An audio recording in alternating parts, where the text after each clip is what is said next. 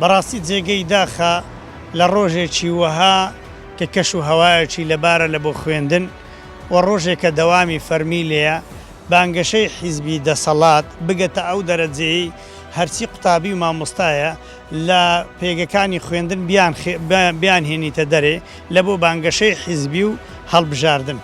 جا چ فەرقی هەیە بانگەشە لە ناو دەوائری حکوومەت بکەی یان خەڵکی بینێ دەرێ لە دەرەوە بانگەشەیان پێ بکەی؟ فەرقی چییە؟ وەکو نەخواردنی گۆشت و خواردنی گۆشتاوە.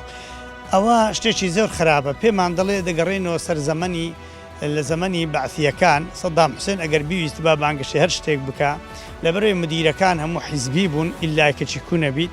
ئێستاش مدیرەکان حیزبین، وەزیرش حیزبیە، حیزبی دەسەڵاتە، وەزیری تەربیە و مدیرەکانیش بە ئیسراحەت هەر کاتێک بیانەوێ قوتابی مامۆستایەکان بەکاردێنن وەک کاڵایەکی چاک لە بۆ بانگەشەی خۆیان، لە بۆ ڕەواتپێدانی کاری خۆیان، لە بۆ شەرعیەت پێدانی قەرەباڵغیکردنی دەوروبەری خۆیان بە خەڵکی دەڵێن ئەو خەڵکانە هەموو لە گەرمەدانە لەبەرەوەی ئەوە دەلالەتی وردە ئیفلاسی ئەو حیزبێ و چاولێکردنی ئەو کەسانەیە کەوا پێشی ئەوان ڕۆیشتون و خەڵکێکی دیکە هاتوون، ئەو خەڵکەش لەسەر شێوەی ئەوان ڕادەینن.